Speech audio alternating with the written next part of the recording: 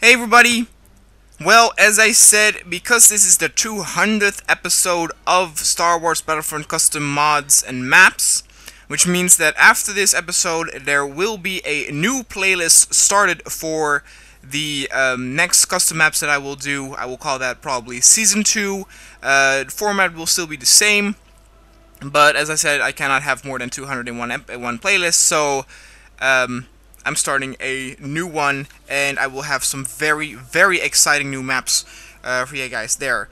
But what I wanted to do today, to kind of celebrate the end of this playlist and the 200th episode, is a top 10 of best Star Wars Battlefront 2 custom maps.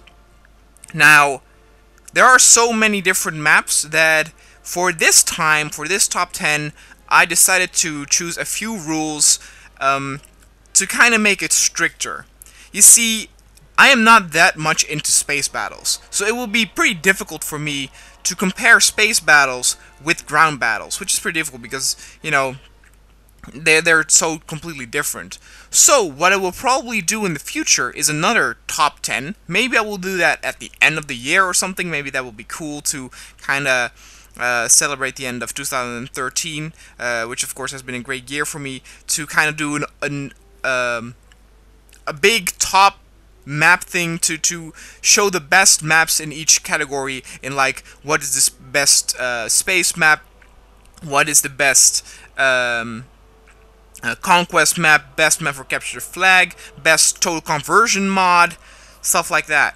And this time I wanted to focus purely on conquest maps, which means that maps like the Designated Days, All Battle Crisis, the D-Day one, which is incredibly popular at the moment, the Final Fantasy X RPG mod, and for example, Christoph's battle, they are not eligible to win since they are objective based, and I do not count that in here. But especially the Designated Days, which I think everybody who found my channel through that, or who is interested in Star Wars Battlefront 2, knows about that mod already, so that's alright. Before I'm going to begin with the top 10, let me just say a quick few words of what happens and how I feel about this whole Battlefront thing, because doing the whole Battlefront custom map mods and maps reviews was one of the reasons why I started YouTube. I wanted to do Let's Plays on YouTube, but I know that you have to have that kind of like unique stamp on your channel or on your videos, and I knew immediately that Star Wars Battlefront would be that one for me.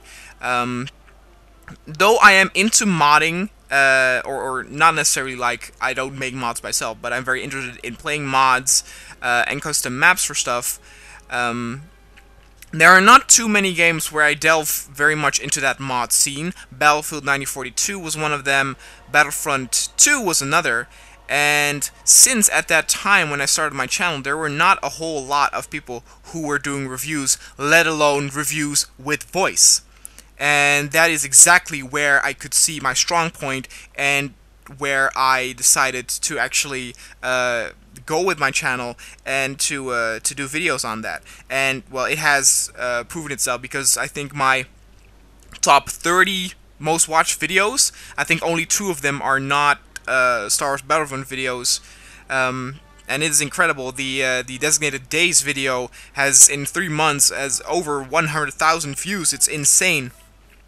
And some people have asked, like, wouldn't you rather have a channel where you only do Battlefront videos? You might be more popular with that. Not really. Like I said, I want to do Let's Plays. I am very interested in video games of all different genres, so I didn't feel like I wanted to do a channel wholly surrounding one thing, because I had so many interests. I wanted to explore that a little bit. But I'm very honored, very humbled by the reactions of people of my Battlefront videos. I've heard a lot of people say that I'm now their #1 source, or the main source for Battlefront maps or mods. And even if they already know a map, they want to hear what I have to say, and the fact that I have voice into that makes my my video so unique to them, and I'm very glad that I'm now part of that that group, or the people who are very interested in modding, that they will are waiting for videos and want to watch my videos to learn more about new maps, or older maps, but just want to hear my opinion on it. And I'm very happy with that. I mean, I've had so many new subscribers during this year. Last month, the month of June 2013, I had more views during that month than whole 2012 for me, for my channel. So that was incredible. So we have a great future ahead of us. And with that, let's start this top 10, shall we? All right. We begin on number 10 with Coruscant Droid Invasion. This map is huge and offers a nice variety of new skins and units. The chaos becomes complete with amped up fire rates and damage.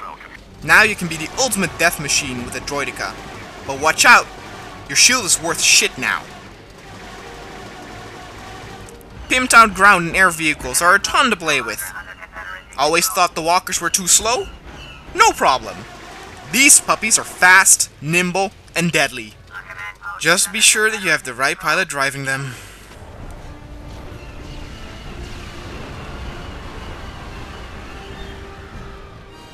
From the chaos, we go to a place more serene and tactical. Areata is a map with more than 14 spawn points across 2 land masses connected by 2 bridges. Fighting in the alleyways and corners of the city, there's always an enemy nearby. With this many spawn points, teamwork is of the essence. With all these buildings to hide behind, it is perfect for flanking with a squad or hero unit. But beware, because these roofs can be used by snipers as the ultimate trap. Once those spawn points on one landmass are captured, the battle shifts and turns into a dynamic tug-of-war. With only the 2 small bridges to separate the 2 armies, it becomes a real clash of the titans.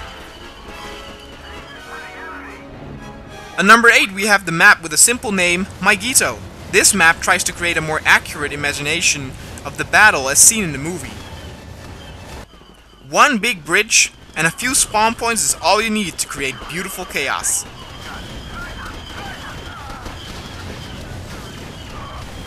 Since all the spawn points are on a single line, all of the battle is concentrated on 1 spawn point at a time, and this creates an absolute deadly front where you won't hold out for long.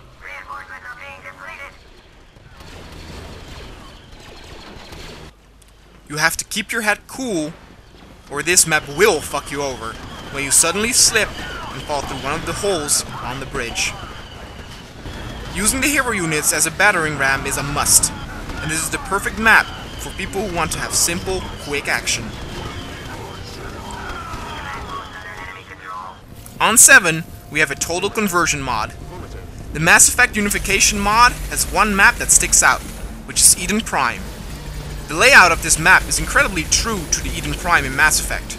It really shows the love and amount of time the creator stuck in this mod and map. It is incredible to fight with different N7 units, who even have distinctive powers that are true to the Mass Effect universe. The sounds, the models, everything to the ammo that is dropped on the floor is true to the source. And to top it all off, you can even have Shepard participate in the battle. On place 6 we find Capital Down 1, which is part of the Capital Down map pack. A lot of people try to reimagine the Geonosis battle and fail miserably. Ironically enough, this is one of the greatest Geonosis-like battles without this map even trying to beat Geonosis. The battle revolves around a crashed capital ship. The clones try to besiege the ship, while the droids try to expand from that capital ship. This creates an open, yet concentrated battlefield in front of the ship. Walkers, tanks, and speeders are thrown into the mix to make the battlefield a dangerous place to venture. Using hero units like Anakin and stock units like Obi-Wan, the clones can easily go behind enemy lines. But once in the capital ship, pray to God that your death will be quick and painless. Because with 2 separate spawn points in that capital ship, the droids will show no mercy. Alright, we are halfway there, and on place number 5 we have Rise of the Empire 2. This is the infamous tall yellow grass level I've been talking about. The map is small, yet epic, thanks to a cranked up walker that can be used as a quick mobile spawn point. The unique thing about this map is the tall grass. This can be used to create deadly flanking groups, or to escape enemy pursuers. The visibility in the tall grass is only a few meters, which means that amongst the chaos, you can actually have some legit one-on-one duels when you accidentally stumble across an enemy unit. Armed with Darth Vader as a regular unlock unit, this is one hell of a battle you don't want to miss. On 4 we have hands down the best Kashyyyk map there is. The build-up on this map is perfect. Clones spawn on the beach to set up position, and comfortable chanting music makes the wait for the droids all the more stressful. Then, the big boys start rolling in. Tanks, speeders, and droidekas quickly overwhelm the beaches and try to capture a spawn point so that the infantry can join as well, and then a dangerous game will be played.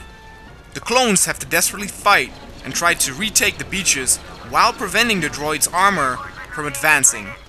The armor of the droids can take down a barricade to advance, and once this is done, the gameplay and front shifts. The beaches make way for the forest area filled with hang bridges and huts. The clones will not be as much concentrated on the beach as before, but rather try to keep the droids out of the village and preventing the droids of destroying more objectives on the clone side. We are now at the Elite. On number 3 we find landing at Point Rain. This is apparently a battle from the cartoon show, and the moment you set foot in this battlefield, your jaw will drop. Artillery barrages, walkers, speeders, tanks, transport ships, and explosions everywhere. As the clones, you will first need to get your bearing before you will storm the front line, where lasers and artillery cannot penetrate a red energy shield. This is where the infantry meets and tries to fight for the first spawn point beyond the energy shield. Accompanied by tons of new skins and units like the deadly flamethrower unit, and a kick-ass soundtrack with epic rock and some Pirates of the Caribbean, this is one battle you want to experience. On 2 we have the best Hoth map available. Hoth is a very popular setting, so it has some competition, but the huge rampage that this map brings with it bashes that competition out of the way. The build-up of this map is very long, and might be too long for some. But seeing this huge army of stormtroopers, walkers, speeders, and probe droids gets the blood flowing. While the march is going on, you will find the occasionally arrogant rebel on a tauntaun ripe for shooting. The AT-AT have an important function, because except for one spawn point halfway down, there's no other way for the stormtroopers to regroup with the convoy other than to spawn at the AT-ATs. Once the Empire has breached the defenses of the rebels, a desperate struggle starts to fend off the overwhelming force while trying to hold off infantry in the caves. On number 1 we have the mighty Varina Defense Immortal. This map might not seem as loony or over the top as some of the others, but this has the complete package and great balance. A massive map with tons of units and vehicles with new skins.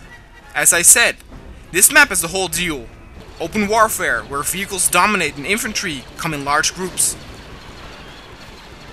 Or fight in the pouring rain, while dodging treetops to catch your foe in exciting air-to-air combat. And for the people who are not much into open warfare, there's a huge complex system of hallways, tunnels, and caves, where more intimate, but nonetheless chaotic combat exists. Good luck traversing these tunnels though, because the droids will not make it easy on you. But nothing a hero unit cannot handle though. Alright guys, that was it. Thank you very much. Some of you might not really, share the same opinion on this. For those people, hey man, life sucks, wear a helmet. This is my personal top 10. If you disagree, don't be childish and be like, oh my god, you're such a noob, how can you not put this in here? But, make your own top 10 on your channel or whatever the fuck, This was just to celebrate the 200th episode. I'm so happy that it goes well with this Battlefront series. Like I said, I will be, going for the regular schedule again with the season 2. This one took a bit longer because, of course, of all the editing and stuff. I wanted to be the 200th episode. I wanted to have that, a bit special. And yeah, thanks you guys so much for the support in this Battlefront series. And I will see you guys next time.